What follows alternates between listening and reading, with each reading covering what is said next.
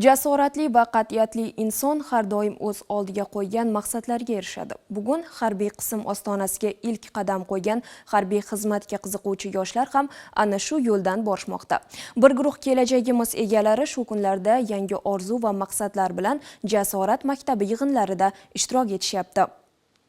Albatta, inson ertangi kun umidi bilan yashaydi va shunga yarasha harakat ham qiladi. 2025-yildagi yig'inning ilk mavsumi ishtirokchilari ham kelgusi rejalarini amalga oshirish uchun o'z kuchlarini bugun yana bir bor ko'rib chiqish imkoniyatiga ega bo'lmoqda. Ustiga harbiy libos kiygan kishi yelkasiga mas'uliyatni ham oladi. Yurt tinchligini asrash va xalq osoyishtaligini ta'minlash uning vazifasi ekanini yana bir bor anglaydi va bu yo'lda sharafni ham tuyadi. Bu o'g'lonlar ham 10 kun qisqa vaqt bo'lsa-da, ana shu hislarni o'zlaridan o'tkazmoqda. Ular kechagi xatolarni tahlil etyapti va sarflangan vaqtning qanchalik qimmatli ekanini tushunib yetmoqda.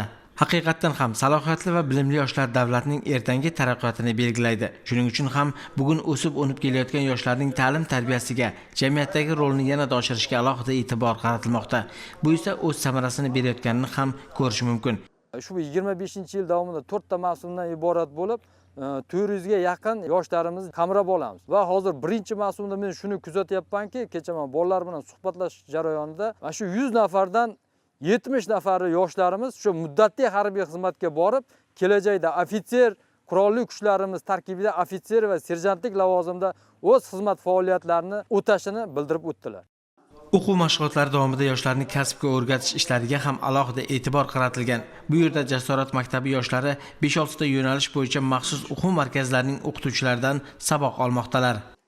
Joriy mavsumda ham Jasorat maktabi ishtirokchilarini kasbga o'qitish uchun bizlar mana shu yerga kelib qatnashyapmiz. Payvandlash, santexnika, elektr jihozlariga xizmat ko'rsatish, elektrik yo'nalishlari bo'yicha bolalarga kasbiy ko'nikmalar berib, qiziqtirish maqsadida ishlayapmiz. Yoshlarga 10 kun mobaynida ushbu kasb bo'yicha boshlang'ich tushunchalar berib boriladi.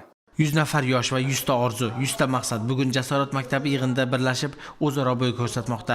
Ular ishtirokida tashkil etilgan o'quvlar va mashg'ulotlar buni yaqqol namoyon qilmoqda. O'ziga ishonch bilan mutaxassislardan qiziqqan sohalarni o'rganayotgan surxondaryolik yoshlar yaqin kelajakda albatta o'zlarini yangidan kashf etadi. Men harbiy qismdagi Jasorat maktabiga Angor tumanidan keldim. Bu yerda harbiy xizmatchilarning xizmat faoliyati bilan yaqindan tanishdim. Bundan tashqari boshqa kasb-hunarlar ham bizga o'rgatilyapti. Sovutgichlarni ta'mirlash va o'rnatishlar haqida qisqacha ma'lumotlar berilyapti. Va bu soha menga juda ham yoqayapti. Angor tumanidagi Mono markaziga borib, bu sohani mukammal o'rganmoqchiman. Jasorat maktabini tashkil etilganligi bu biz yoshlarga yanada qulay va samarali bo'lyapti. Darhaqiqat, Jasorat maktabi ko'plab yoshlarning o'z orzu intilishlarini ro'yobga chiqarishi barobarida ularni vatanparvarlik ruhida tarbiyalashda muhim ahamiyat kasb etadi.